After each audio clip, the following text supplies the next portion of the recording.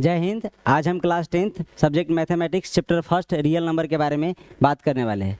ये class 10th subject mathematics का chapter number first है, जिसका नाम रियल नंबर है। इसका हिंदी वास्तविक संख्या होता है। तो आइए हम लोग समझते हैं कि वास्तविक संख्या क्या होता है। आइए नेक्स्ट पेज में चलते हैं।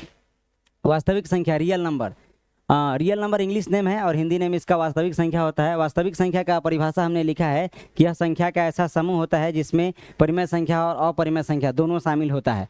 इसे हमने लिखा है परिमेय संख्या और अपरिमेय संख्या के समूह को वास्तविक संख्या कहते हैं। इसके उदाहरण में 22/7 लिखे हैं जो कि परिमेय संख्या है। पाई अपरिमेय संख्या है। ठीक उसी प्रकार क्या लिखे 3.14 ... एक अंक अपरिमेय संख्या है। 2.3 का रेकरिंग है, मतलब 2.3 बार बार आ रहा है, यानी 2.3 का रेकरिंग, ये क्या है? परिमेय संख्या है। तो आइए हम लोग थोड़ा परिमेय संख्या और अपरिमेय संख्या को थोड़ा आगे समझते हैं, क्योंकि हमने बोल दिया है कि रियल नंबर जो है वह दो संख्याओं का समूह है। इसमें क्या होता है? परिमेय संख्या और अपरिमेय संख्या दोनों शामिल होता है।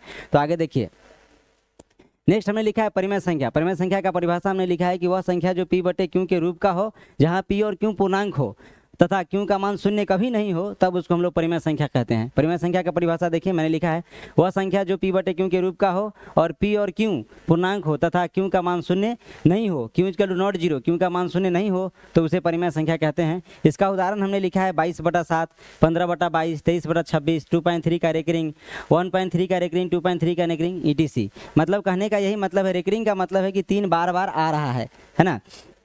इसके आगे देखिए क्या है, ये परिमेय संख्या है। इसके बाद हमने बात किया है नेक्स्ट में अपरिमेय संख्या।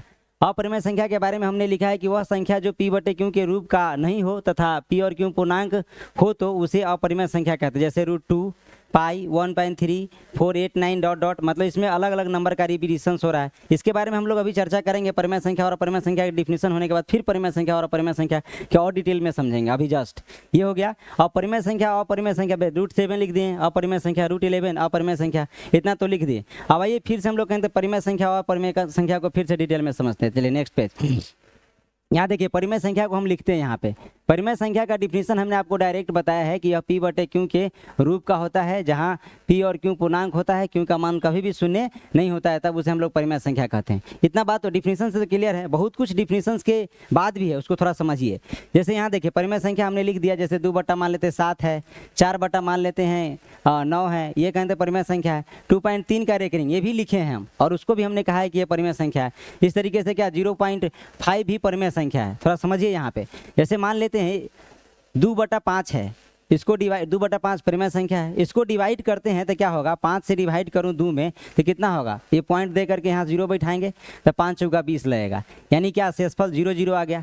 यानी ये संख्या जो है पूरा विभाजित होता है, यानी 0.4 बार में पूरा विभाजित होता है। तो इसको हम लोग बोलते हैं शांत संख्या। क्या बोलते हैं? शांत संख्या। शांत संख्या बोलने का मतलब होता है, इसको शांत संख्या को अंग्रेजी में बोलते हैं टर्मिनेटिंग। शांत संख्या को अंग्रेजी में बोलते हैं टर्मिनेटिंग, यानी कोई नंबर पूरा विभाजित हो जाता है तो उसको हम लोग बोलते हैं टर्मिनेटिंग। जैसे यहाँ देखिए डेसिमल तक ये पूरा डिवाइड हो गया तो इसको हम लोग बोलेंगे टर्मिनेटिंग। अब एक बात और समझिए, टर्मिनेटिंग हो गया। ठीक उसी प्रकार ये टर्मिनेटिंग है। जैसे 0.5 आया, इसका मतलब कोई ना कोई नंबर है जो कंप्लीट पॉइंट तक डिवीजन हो गया है, तभी तो हमने लिखा है 0.5। 0.5 बोलने का मतलब है कि वह क्या है? टर्मिनेटिंग है। और टर्मिनेटिंग जो होता है वो परिमेय संख्या होता है, यानी ये पॉइंट में लिखे 0.5, यानी पूरा डिवाइड हुआ है, तभी तो 0.5 आया होगा। उसी प्रकार देखिए 2/5 को डिवाइड किए हैं तो 0.4 आया है, इसका मतलब पूरा डिवाइड हुआ है। 0.4 बार में हमने डिवाइड करके भी देख लिया है, तो ये पूरा डिवाइड हो गया। इसको हम लोग बोलते हैं शांत संख्या, यानी इसका दशमलव का जो विस्तार है वो शांत है, तो इसको हमने लिखा है टर्मिनेटिंग नंबर। तो जितना टर्मिनेटिंग नंबर है सब के सब क्या होगा? परिमेय संख्या होगा। ठीक उसी प्रकार नेक्स्ट पेज में बात करते हैं परिमेय संख्या में। यह बात अभी हम लोग कर रहे हैं। थोड़ा देखिए, अब यहाँ क्या है? 2/3 है। अब देखिए 3 से इसमें क्या कर रहे हैं? डिवाइड करके देख रहे हैं 2 में। अब देखिए यहाँ हो गया 0 पॉइंट, तो यहाँ दिए 0। अब इसके बाद क्या हो गया? 3 से लगाऊँ तो 3 × 18, अब 18 हुआ। आप कहने तो 20 में से 18 जाएगा तो क्या होगा? 2 हो जाएगा। फिर 0 बैठेगा, फिर 3 × 18 आ गया। फिर कहने का 3 × 18 सॉरी, फिर 3 × 18, फिर कहने का मतलब 3 × 18 आप लिखते हैं तो फिर क्या? 20 में से 18 गया तो फिर 2, फिर 0। फिर उसी प्रकार कहने का तो 3 × 18 लगाऊँ हाँ, तो फिर कहने का मतलब यही 20 आ जा रहा है। तो आपने क्या देखा कि बार बार 2 आ रहा है शेष, और बार बार कहने का तो यहाँ भागफल में 6 6 6 6 बार बार आ रहा है। हमने क्या देखा कि यह कहने का तो पूरा जब पूरा पूरा विभाजित होता था तो उसका नाम हमने शांत दिया, अंग्रेजी में उसका नाम हमने टर्मिनेटिंग रखा। ठीक उसी प्रकार कहने का तो 0.666 बार बार आ रहा है, माने 6 6 6 6 बार बार आ रहा है। इसको क्या लिख सकते हैं, 0.6 का रेकरिंग लिख सकते हैं, मतलब 6 बार बार आ रहा है, यानी 0.6 का रेकरिंग है। लेकिन कंप्लीट डिवीजन तो हुआ नहीं, दशमलव तक हमने इसको डिवाइड करना चाहा, लेकिन ये कंप्लीट डिवाइड हो नहीं रहा है, यानी 6 6 6 6 बार बार आए। तो पहले हमने बात किया कि जो पूरा डिवाइड हो जाए उसको शांत बोलते हैं, तो ये पूरा डिवाइड नहीं हुआ तो पहले इसको अशांत बोल दीजिए। ठीक है, अब इसके बाद क्या हो रहा है कि बार बार संख्या का रिपीटिशन हो रहा है ना, यानी 6 6 बार बार आ रहा है, तो इसको बोलते हैं अशांत आवर्त। इसको क्या बोल देंगे, अशांत आवर्त। अशांत आवर्त इसको बोलेंगे, आवर्त मतलब एक संख्या का जो पीरियड है वो बार बार आ रहा है, मतलब 6 जो है बार बार आ रहा है, इसको अशांत आवर्त बोलेंगे। अंग्रेजी में इसको बोला जाता है नॉन टर्मिनेटिंग। नॉन टर्मिनेटिंग, पहला डिवाइड नहीं हुआ इसलिए इसका नाम रखते हैं नॉन टर्मिनेटिंग, और ये रिपीट हो रहा है इसलिए इसको बोलते हैं नॉन टर्मिनेटिंग रिपीटिंग। रिपीटिंग इसको बोलते हैं नॉन टर्मिनेटिंग रिपीटिंग। हम उम्मीद करते हैं आपको ये बात समझ में आया होगा। देखिए हमने देखा क्या कि एक नंबर दूसरे नंबर से पूरा पूरा डिवाइड हो जा रहा है तो उसको हम लोग टर्मिनेटिंग बोल रहे हैं, यानी शांत बोल रहे हैं। जो पूरा पूरा डिवाइड नहीं हो रहा है तो उसको हमने बोला है अशांत, और ये संख्या का रिपीटिशन बार बार हुआ इसलिए हमने इसको लिखा है अशांत आवर्त। मतलब एक ही संख्या का बार बार रिपीटिशन हो रहा है, मतलब 6 सेम संख्या का, माने 6 का, या हो सकता है 2 3 का 2 3 2 3 बार बार आ रहा होगा, जिसको हमने लिखा है अशांत आवर्त। इसको अंग्रेजी में लिख दिया है नॉन टर्मिनेटिंग रिपीटिंग, संख्या का बार बार रिपीटिशन होता है। देखिए ये सब के सब हम परिमेय संख्या के बारे में बात किए थे। परिमेय संख्या के बारे में हमने बात ये किया कि कोई नंबर यदि शांत है वो भी परिमेय संख्या होगा, यदि कोई संख्या अशांत आवर्त है मतलब नॉन टर्मिनेटिंग रिपीटिंग है तो भी वह कहने का मतलब है कि परिमेय संख्या होगा। मतलब non terminating repeating rational number होंगे, मतलब नॉन टर्मिनेटिंग रिपीटिंग क्या होगा तो वह परिमेय संख्या कहलाएगा, यानी अशांत आवर्त भी परिमेय संख्या कहलाएगा। अब देखिए क्या हो सकता है, जैसे 0.2 का रेकरिंग लिखे, इसका मतलब है कि 0.2222222 डॉट डॉट, मतलब बार बार 2 2 आ रहा है, यानी ये भी क्या है तो परिमेय संख्या है, ये भी क्या है परिमेय संख्या है। यानी हमने ये देखा कि परिमेय संख्या किसको कहेंगे, तो पहला जो शांत संख्या होगा उसको परिमेय संख्या कहेंगे, जो अशांत आवर्त है मतलब रिपीट कर रहा है वो भी परिमेय संख्या होगा। अब जैसे कोई आदमी 0.689 इसके बाद कुछ नहीं लिखा, इसका मतलब कंप्लीट डिवीजन हुआ होगा, यानी यह शांत संख्या है, शांत संख्या तो भी कहते हैं परिमेय संख्या हो गया। तो हमने ये बात किया कि शांत संख्या परिमेय संख्या कहलाएगा, शांत आवर्त संख्याएं भी परिमेय संख्या कहलाएगी। अब थोड़ा आगे हम लोग बात करते हैं, जैसे मान लेते हैं क्या अभी परिमेय संख्या का बात हो रहा था, अभी थोड़ा एक नया बात करते हैं। अभी हमने बात किया क्या कि शांत और अशांत आवर्त ये दोनों परिमेय संख्या है। ठीक उसके बाद मान लेते हैं क्या 22/7 है, अब 7 से इसको डिवाइड करना है, 7 से इसको डिवाइड करूँ 22 में तो क्या हो जा रहा है, इसको करें तो 7 3 21, ठीक है 21 आ गया। अब इसके बाद एक शेष बच गया, यहाँ पर पॉइंट आ गया, अब 0 होगा, 7 एकम 7 हो जाएगा। अब इसके बाद फिर कहें घटाऊँ तो क्या 3 आ गया, फिर 0 देंगे 7 चौक 28 हो गया। अब इसके बाद फिर क्या 2 आ गया, फिर 0 दीजिए, फिर करेंगे तो कितना हो जाएगा 7 दूना 14 लगाइए। अब क्या फिर शेष कितना आ गया, 7 दूना 14 लगाने के बाद शेष कितना आ जा रहा है, 7 दूना 14 शेष आ जा रहा है, कहने का मतलब 6, फिर यहाँ कितना 60, फिर 7 8 56 है ना, यानी कहने का मतलब 56 आ गया।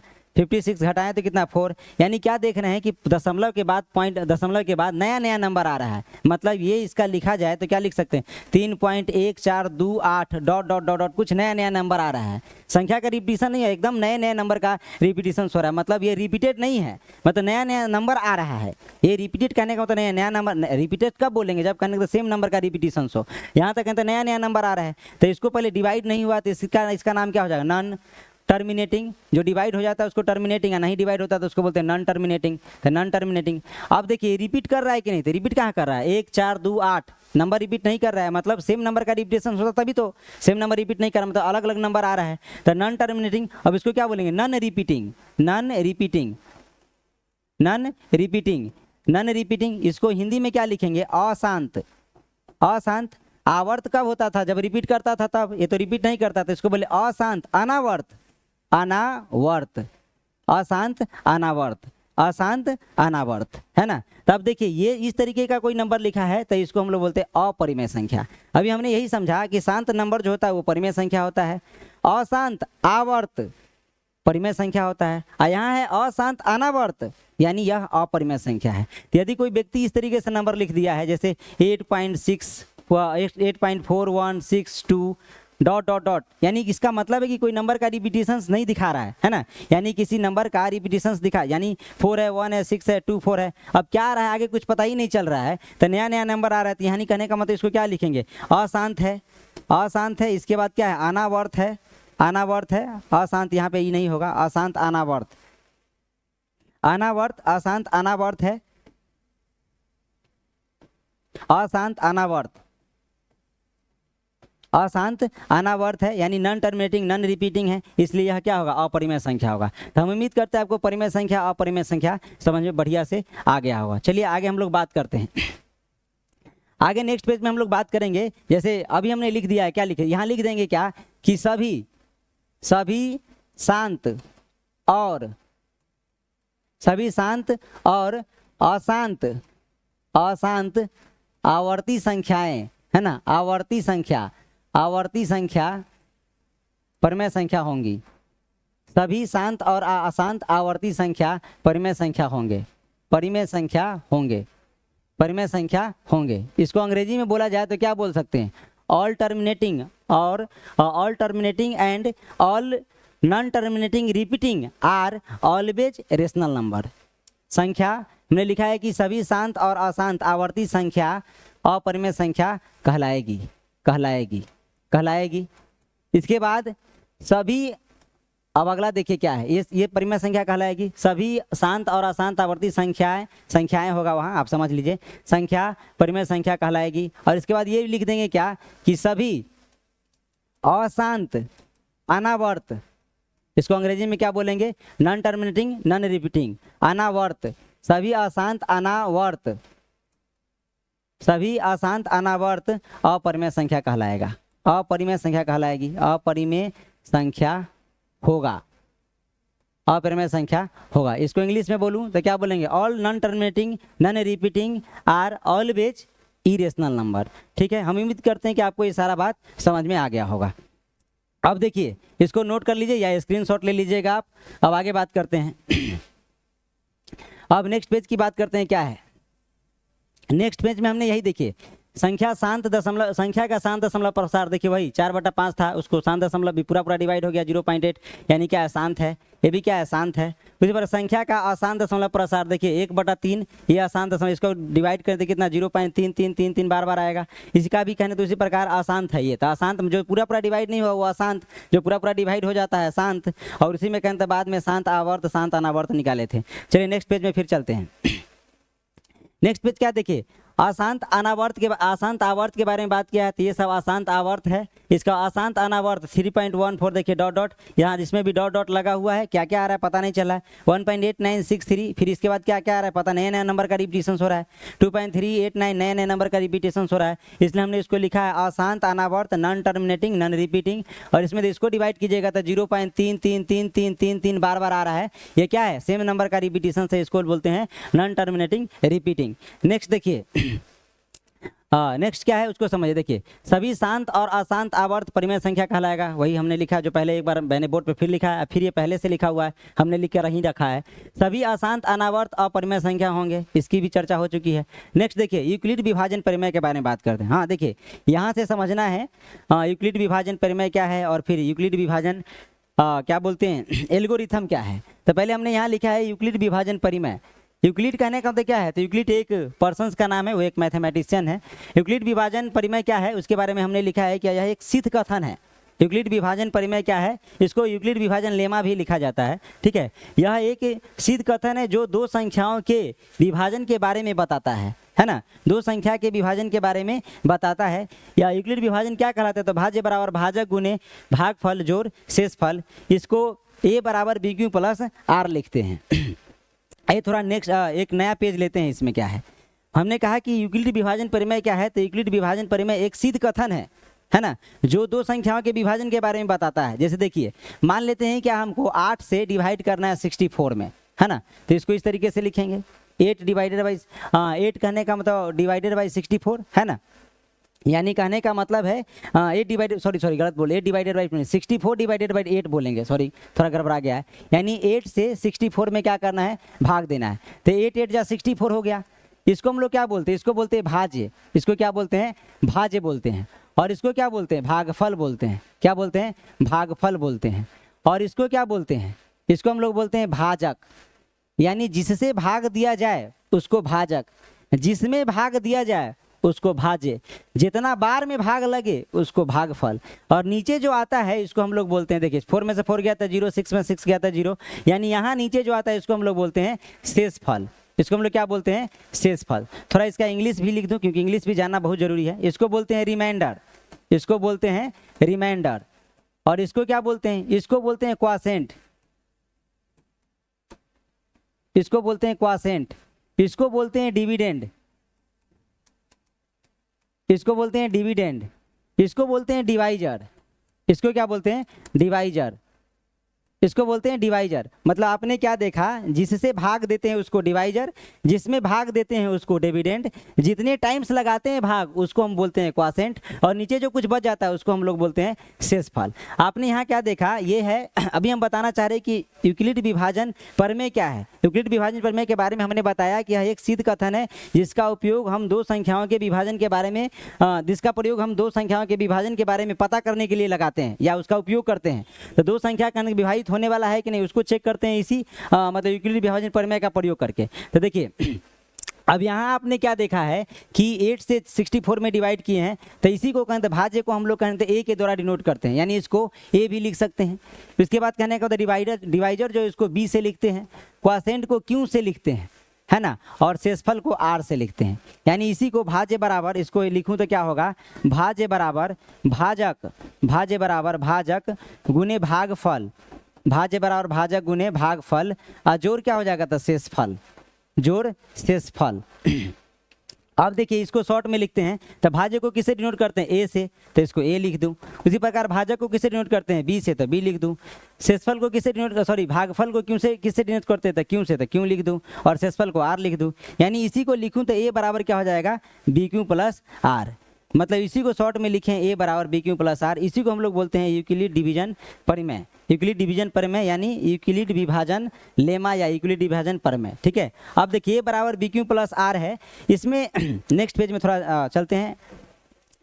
जैसे हमने देखा क्या कि 8 से 64 को डिवाइड किए थे, 8 से हमने 64 को डिवाइड किया था, तो 8 8 जा 64 आया था, यहाँ से शेषफल शून्य आया था।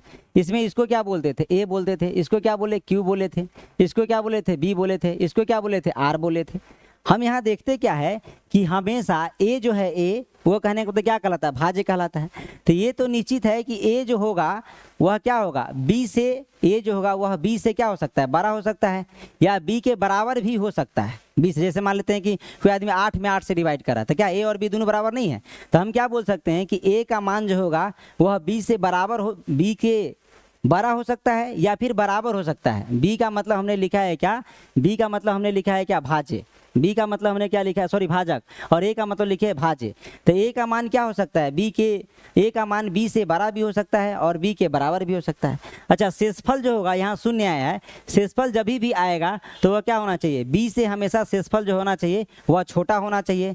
तब देखिए ये बात क्लियर हो गया। अब बी से कहने तो शेषफल क्या होना चाहिए, छोटा होना चाहिए। बी से शेषफल हमेशा क्या होना चाहिए, छोटा होना चाहिए, यानी कहने तो बी ग्रेटर होगा और आर जो होगा यानी शेषफल छोटा होगा। इसको हम लोग इस तरीके से लिख सकते हैं, हाँ, यानी a is equal to greater than b और b is greater than r, यानी b हमेशा कहने का मतलब क्या है कि r से बड़ा होगा। आप किसी नंबर जैसे देख लीजिए, मान लेते हैं कि 3 से 13 में डिवाइड कर रहे हैं, तो 3 से लगाऊं तो कितना होगा, 3 चौका 12।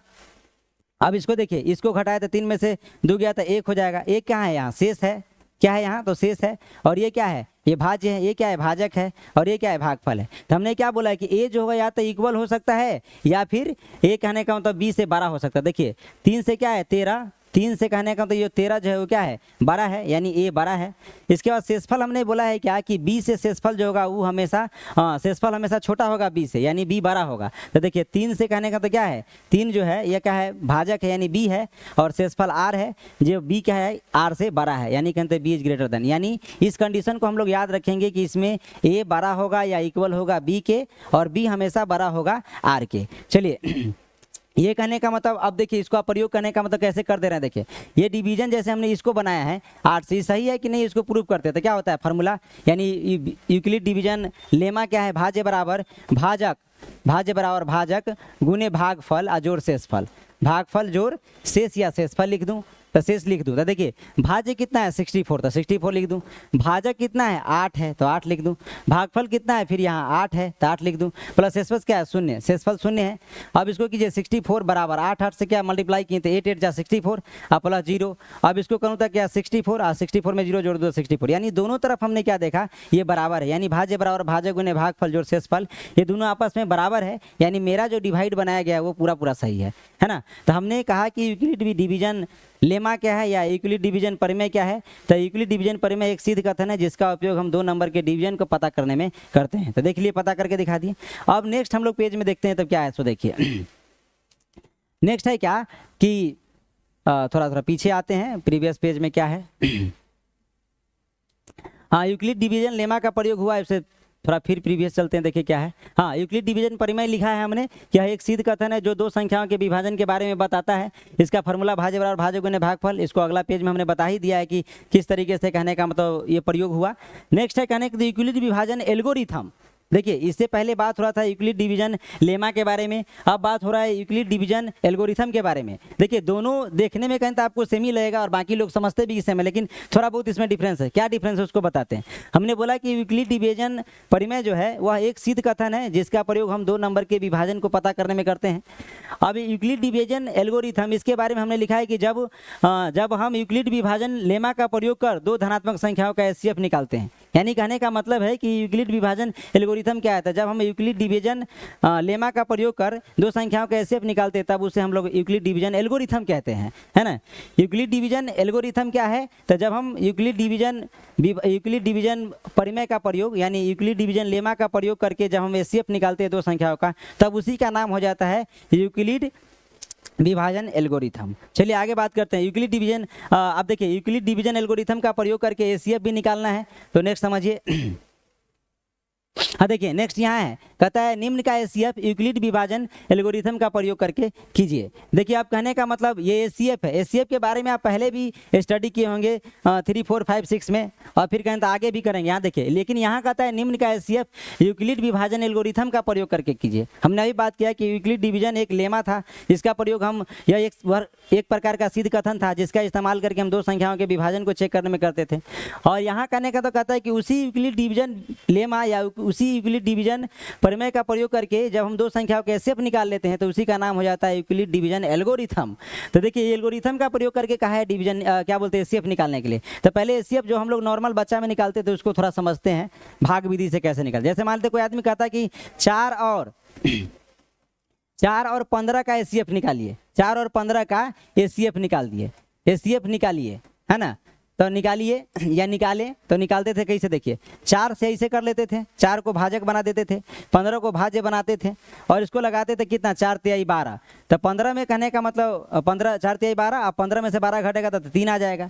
अब देखिए 3 आ जाएगा तो यहाँ 3 को इधर ले आए और 4 को यहाँ रख दिए, फिर 3 इकाई 3 हो जाता था, शेष 1 बच गया। फिर 1 को यहाँ लाए और 3 को यहाँ ले आए और फिर 1 से 3 बार में लगाए तो फिर कहना 0 हो गया। अब कहने का तो शेषफल 0 के बराबर आ गया। अब आपको बताया गया होगा कि जब शेषफल 0 होगा, नहीं बताया होगा तो क्या हो गया, हम अभी तो बता रहे हैं ना। तो यहाँ देखिए 4 से 15 में भाग दिए हैं, यानी क्या देख रहे हैं कि छोटे नंबर से बड़े नंबर में डिवाइड कर रहे हैं। अब करने के बाद जो शेषफल है जो आ रहा है, जो इससे क्या है छोटा है, तो इसको यहाँ लिया है और ये जो कहें तो पहले भाजक था उसको भाज्य बना दिए, अब इसको यहाँ ला दिए। अब फिर 3 से 3 इकाई 3 लगाए तो 4 में से 3 गया तो 1, अब फिर 1 को यहाँ लाए, अब इस 3 को यहाँ ले आए, फिर 3 बार में लगाए तो क्या हो गया 0 आ गया। यहाँ समझना क्या है कि जिस कंडीशन में शेषफल 0 के बराबर आ जाता है उस कंडीशन में जो भाजक होता है वही उस संख्या का एचसीएफ कहलाता है। जैसे 1 और 3 ये वाला केस में देखिए क्या है, शेषफल 0 के बराबर आया। अब यहाँ पर इसको क्या बोलते हैं, भाजक बोलते हैं, है ना, इसको भाजक बोलते हैं और इसको क्या बोलते हैं, भाज्य बोलते हैं। अब इसको क्या बोलते हैं, भागफल बोलते हैं, और नीचे जो आता है उसको क्या बोलते हैं, शेषफल बोलते हैं। यहाँ पे जो आता है शेषफल।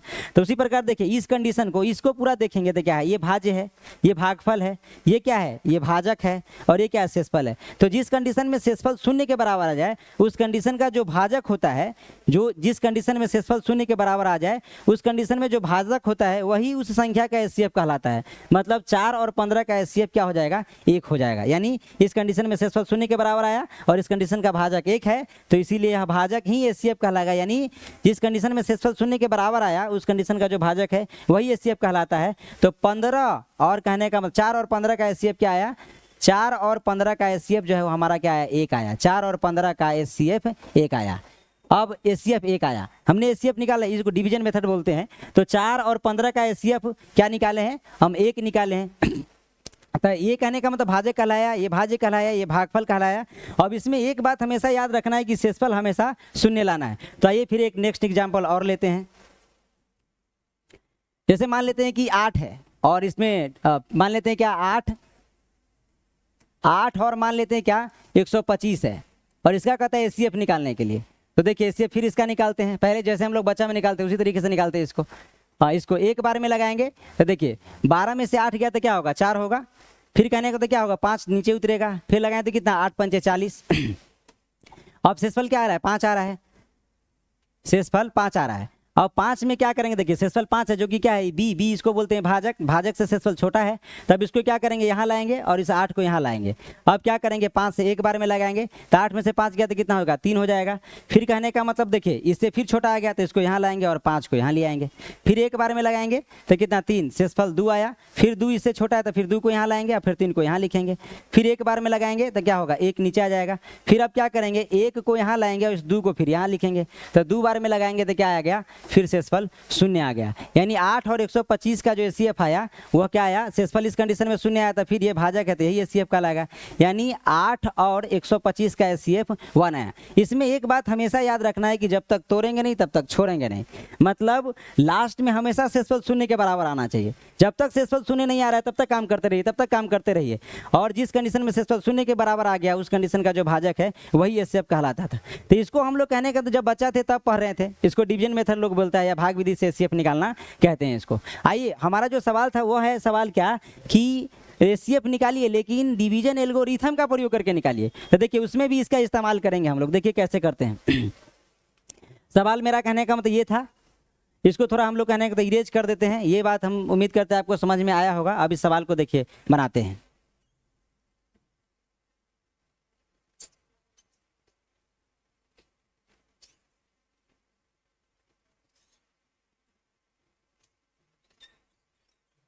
देखिए क्या है, सवाल कह रहा है क्या कि निम्न का एचसीएफ यूक्लिड विभाजन एल्गोरिथम का प्रयोग कर निकाले। देखिए सबसे पहले जो डिवीजन मेथड हम पहले बना रहे थे या भी पहले आपको अभी जस्ट सिखाए हैं उसका प्रयोग इसमें करेंगे, लेकिन इसको कर कैसे देंगे। देखिए क्या है 125 और कहता है 135 और 225 का कर रहा है एचसीएफ निकालने के लिए। देखिए सबसे पहले क्या करेंगे, 125 छोटा नंबर है, हमने पहले ही बता दिया है कि इसमें हमेशा छोटा नंबर से क्या करते हैं, बड़े नंबर में डिवाइड करते हैं। तो 135 छोटा है तो 135 को यहाँ लिखूँ और डिवाइड करूँ कितना 2 2 5 में। अब क्या होगा, एक बार में लगाएंगे 2 बार में कहने का मतलब लगाएंगे तो 270 हो जाएगा, ज़्यादा हो जा रहा है तो एक बार में लगाएं। अब क्या करेंगे देखिए क्या होगा 5 5 3 1 घटाइए, 5 में से 5 गया तो क्या होगा 0, 12 में से 3 गया तो कितना होगा 9, इधर 1 चला आया तो क्या बच गया 0, यानी 90 आ गया। अब क्या इससे छोटा है तब इसको क्या करेंगे यहाँ लाएंगे और 135 को यहाँ लिखेंगे। अब क्या करेंगे एक बार में लगाएंगे तो 90। अब फिर देखिए 5 में से 0 गया तो क्या होगा 5 हो जाएगा। अब 13 में से 9 जाएगा तो कितना हो जाएगा 4 हो जाएगा, यानी 45 आ गया। फिर इससे कम है तब 45 को यहाँ लगाएंगे और 90 यहाँ लिखेंगे। अब क्या हो जाएगा देखिए 1 बार में लगाएंगे तो 1 बार में नहीं 2 बार में लगाइए डायरेक्ट 90 हो जाएगा। 2 बार में लगा देते हैं 90 हो गया। अब देखिए हमने कहा ना कि जब तक तोड़ेंगे नहीं तब तक छोड़ेंगे नहीं, शेषफल 0 आ गया और जिस कंडीशन में शेषफल 0 के बराबर आ जाए उस कंडीशन का जो भाजक होता है वही तो एचसीएफ कहलाता है। तो एचसीएफ कितना हो जाएगा, यानी एचसीएफ का आ गया 45, यानी इसका एचसीएफ जो है 45। तो ये डिवीजन मेथड से। अब देखिए इसी का प्रयोग मैंने इसका इस्तेमाल किया बना दिया। अब यही कहने का मतलब बोला है कि यूक्लिड विभाजन एल्गोरिथम की मेथड से बनाने के लिए तो ए बराबर क्या होता है बी क्यू प्लस आर होता है, बी क्यू प्लस आर। इसमें यही ना होता है, ए होता है भाज्य, बी होता है भाजक, क्यू होता है भागफल, आर होता है शेषफल। तो देखिए ए इसको इस कंडीशंस को क्या करेंगे यहाँ पे पुट करेंगे। तो पुट करेंगे तो ए की जगह पर कितना हो जाएगा 225, फिर बी के जगह पर कितना है 135, क्यू के जगह पर कितना है 1 और शेषफल कितना है तो 90, तो 90 लिख दूँ। फिर आप कहने का तो नेक्स्ट केस में क्या हो रहा है कि ए की जगह पर 135 आ गया तो यहाँ पे लिख देंगे 135। इसको थोड़ा इधर कर दीजिए।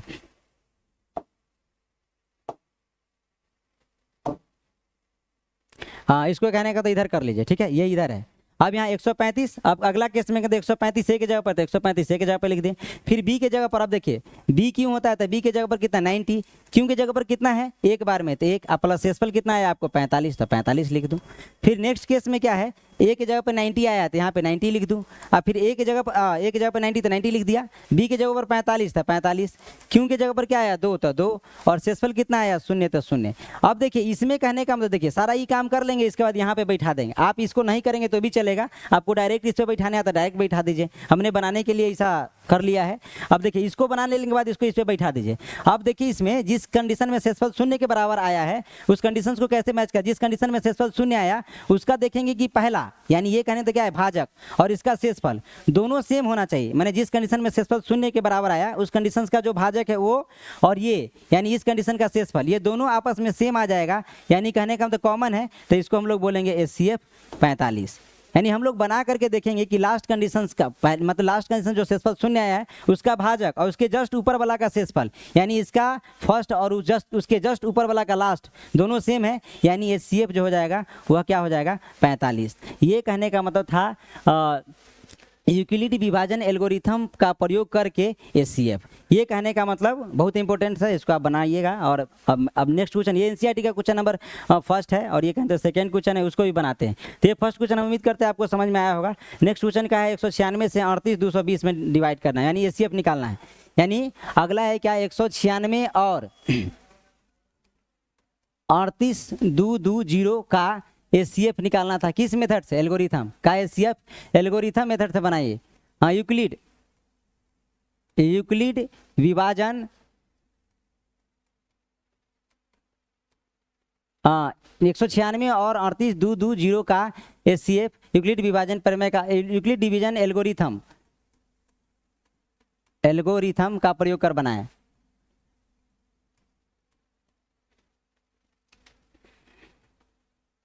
प्रयोग कर बनाए तो बनाते हैं, देखिए कैसे बनाएंगे। बनाए पहले जो बनाए थे उसी तरीके से इसको भी क्या करेंगे, देखिए 196 है तो पहले क्या करेंगे 196 से छोटा नंबर से बड़ा में डिवाइड करना है तो करेंगे। 38 2 2 0 है। अब आइए इसको करेंगे तो क्या एक बार में लगा दूं क्योंकि 2 बार में ज़्यादा हो जाएगा, तो 196 घटाइए 12 में से 6 गया तो क्या होगा 6, एक उधर चल गया तो 17, 17 में से 9 गया तो कितना हो जाएगा 8, एक उधर चला आया तब बच गया कितना 2, 2 में से गया तो 1, यानी कहने तो 186। भाग नहीं लगने वाला है तो 2 उसको ऊपर से नीचे उतार दिए। अब क्या करेंगे 9 दूना 18 लगभग 9 बार में लगाइए लग जाएगा। 9 से करेंगे तो 9 छक 54 के 4 हाथ में 5, 9 9 में 81 या 5 86 के 6 हाथ में 8, फिर 9 से 8 में करूँ तो 9 और 9 से कहने सॉरी 9 से 1 में मल्टीप्लाई करूँ तो 9, 8 जोड़ दूँ कितना हो जाएगा 9 8 17 था 17 लिख दूँ। अब इसको कीजिए 12 में से 4 गया तो कितना हो जाएगा 8, ठीक उसी प्रकार एक तो इधर चला आया तो 15 में से 6 गया तो कितना हो जाएगा 9, एक उधर उसी समय ले लिए तो यहाँ 0 0 बच गया। अभी कितना 1 0 ऊपर से उतर जाएगा 980। अब 980 5 बार में लगाइए तो 5 बार में लगाएंगे तो कितना हो जाएगा 6 पंचे 30 के 0 हाथ में 3, 9 पंचे 45 3 48 हाथ में 4, 1 से 5 गुना तो 5 5 4 9 यानी 980 यानी 0 0 0 आ गया। हमने क्या देखा शेषफल इसी कंडीशन में 0 के बराबर आ गया, ये पहला ही कंडीशन था, नया कोई कंडीशन नहीं लाना पड़ा इसी कंडीशन में, यानी ये भाजक है यानी 196 और इस ये कहने का तो भाजक कहला है। अब हमने देखा क्या कि इसका जो HCF होगा वह 196 ही रह जाएगा। अब इसको बैठा देते हैं वही यूक्लिड डिवीजन एल्गोरिथम पे, तो ये बराबर क्या होता है BQ + R, तो ये बराबर BQ + R है। ए का मान कितना है 38 2 2 0 हो जाएगा बराबर BQ + R तो 196 और गुने क्या क्यू का मान 195 तो 195 और प्लस R का मान 0। तो हमने क्या बताया कि जिस कंडीशन में शेषफल 0 के बराबर आ जाए उस कंडीशन का जो भाजक है वही HCF कहलाता है। तो भाजक कौन है ये है, यानी कहने का मतलब इसका 196 और 38 2 2 0 का HCF क्या आएगा HCF 196 होगा। हम उम्मीद करते हैं कि जितना पढ़ाया गया सब कुछ आपको समझ में आया होगा। यदि कुछ समझ में नहीं आया तो कमेंट बॉक्स में लिखिए, उसका रिप्लाई बाद में दिया जाएगा। और फिर नेक्स्ट वीडियो में मिलते हैं। जय हिंद। नेक्स्ट वीडियो में फिर मिलते हैं, तब तक के लिए जय हिंद।